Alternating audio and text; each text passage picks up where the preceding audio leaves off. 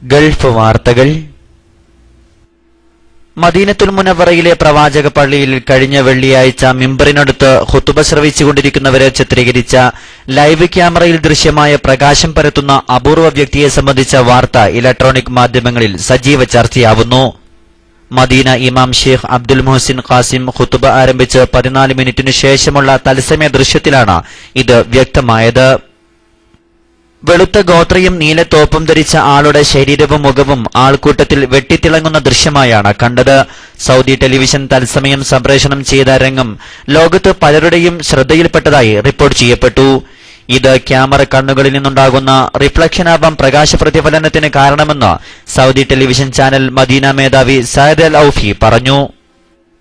എന്നാൽ വ്യക്തമായി അറിയുന്നതിനു മുമ്പ് ഇത്തരം കാര്യങ്ങളിൽ പെട്ടെന്ന് അഭിപ്രായം പറയുന്നത് ശരിയല്ലെന്നാണ് മദീന യൂണിവേഴ്സിറ്റിയിലെ മതകാര്യ വിഭാഗം പ്രൊഫസർ ഡോക്ടർ ഗാസിർ ഉത്തൈരി പ്രതികരിച്ചത്. ഇത്തരത്തിലുള്ള പ്രകാശ പ്രതിഫലനത്തെക്കുറിച്ച് അതുമായി അറിവും പരിജ്ഞാനവും അറിയേണ്ടതാണെന്നും ആ ദൃശ്യങ്ങൾ അള്ളാഹുവിൽ നിന്നുള്ളതാണെന്നും അദ്ദേഹം കൂട്ടിച്ചേർത്തു. ഈ വീഡിയോ ദൃശ്യം യൂട്യൂബിലും ഫേസ്ബുക്ക് പോലത്തെ സോഷ്യൽ നെറ്റ്വർക്കുകളിലും ലഭ്യമാണ്. മദീന ഇമാം ഷെയ്ഖ് അബ്ദുൽ മുഹസിൻ സാമൂഹിക നന്മകളെക്കുറിച്ചും പാപമോചനത്തെക്കുറിച്ചുമായിരുന്നു ഖുതുബയിൽ പരാമർശിച്ചത്.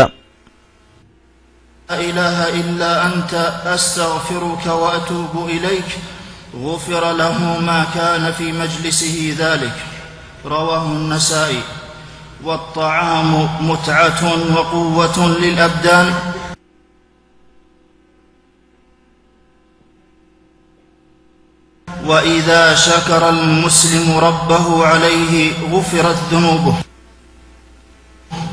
قال عليه الصلاة والسلام: من أكل طعاما ثم قال الحمد لله الذي أطعمني هذا ورزقنيه من غير حول مني ولا قوة. സൗദിയിലെ അൽ ഉക്കാദ് പത്രമാണ് ഇത് സംബന്ധിച്ച വാർത്ത പുറത്തുവിട്ടത്.